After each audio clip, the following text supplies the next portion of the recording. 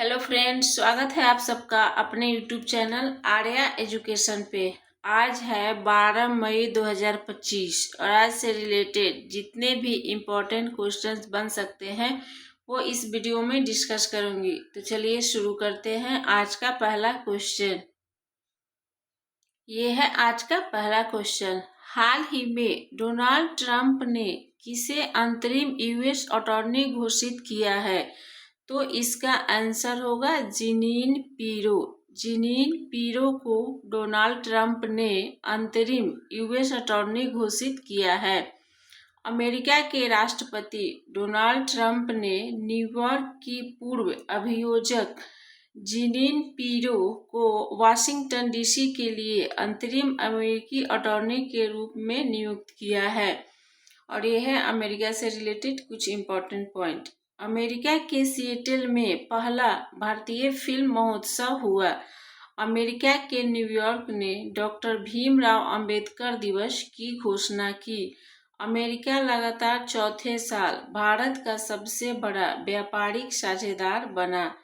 अमेरिकी सीनेट ने भारतीय वैज्ञानिक जय भट्टाचार्य को राष्ट्रीय स्वास्थ्य संस्थान के निदेशक के रूप में नियुक्त किया गया। हाल ही में किस राज्य के मुख्यमंत्री ने वर्ल्ड बैंक के सहयोग से 2 पहलों का शुभारंभ किया है? तो इसका आंसर होगा उत्तर प्रदेश। उत्तर प्रदेश राज्य के मुख्यमंत्री ने वर्ल्ड बैंक के सहयोग से 2 पहलों का शुभारंभ किया है।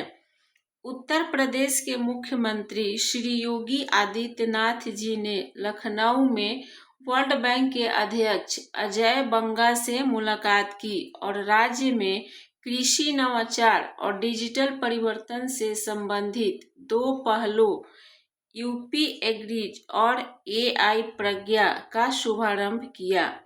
और यह है उत्तर प्रदेश से रिलेटेड कुछ पॉइंट। उत्तर प्रदेश सरकार ने अपने जीरो पॉवर्टी मिशन का नाम डॉक्टर भीमराव अंबेडकर के नाम पर रखने की घोषणा की।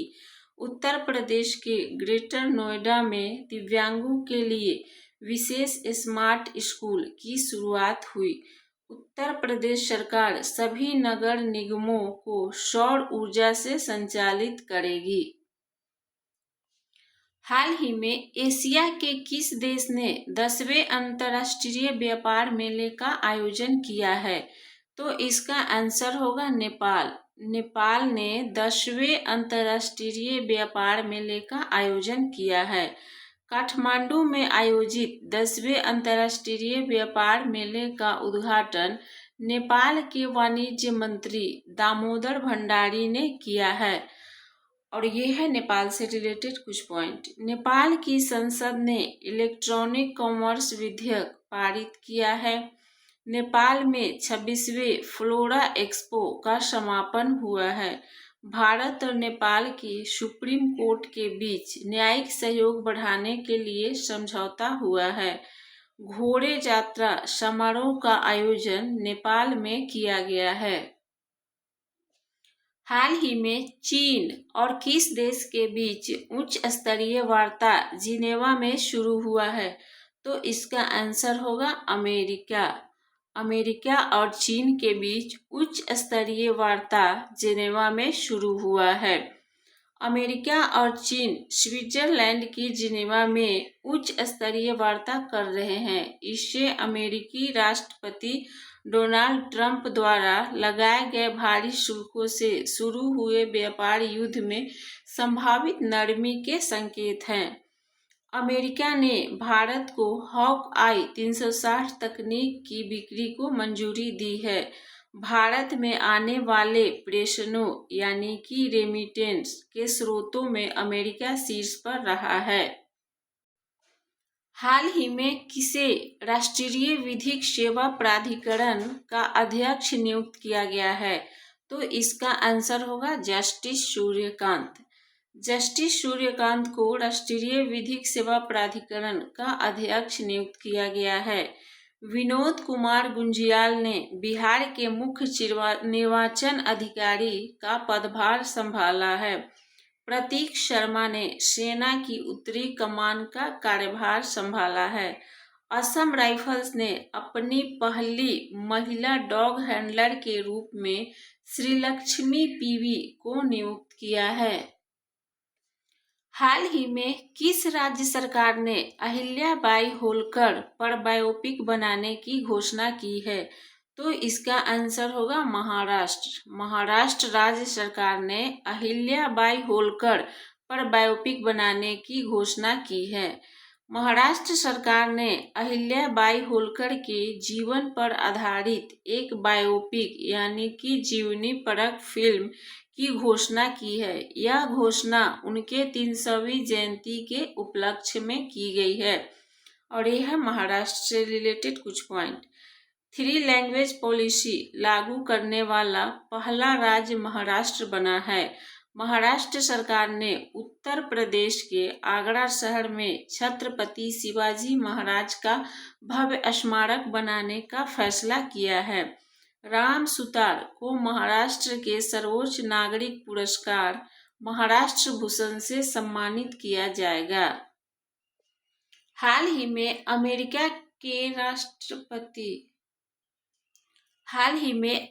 के राष्ट्रपति डोनाल्ड ट्रंप ने किस दिन को विजय दिवस घोषित किया है? तो इसका आंसर होगा 8 मई। 8 मई को अमेरिका के राष्ट्रपति डोनाल्ड ट्रंप ने विजय दिवस के रूप में घोषित किया है। अमेरिका के राष्ट्रपति डोनाल्ड ट्रंप ने 8 मई को द्वितीय विश्व युद्ध के लिए विजय दिवस के रूप में घोषित किया है, जो 1945 में नाजी जर्मनी के आत्मसमर्पण की 80वीं वर्षगांठ का दिन है।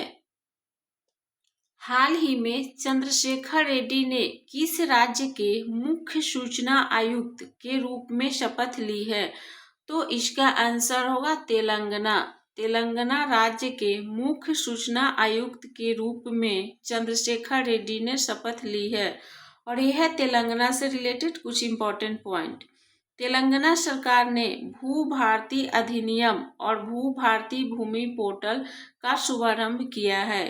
एससी वर्गीकरण अधिनियम लागू करने वाला पहला राज्य तेलंगाना बना है।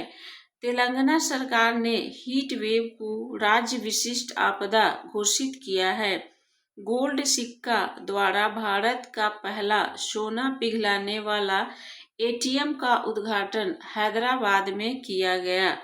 तेलंगाना की चपाता मिर्च को जीआई टैग मिला है। हाल ही में किस देश ने हमले के लिए अपनी वायु सीमा और भूमि सीमा का इस्तेमाल न करने देने की घोषणा की है?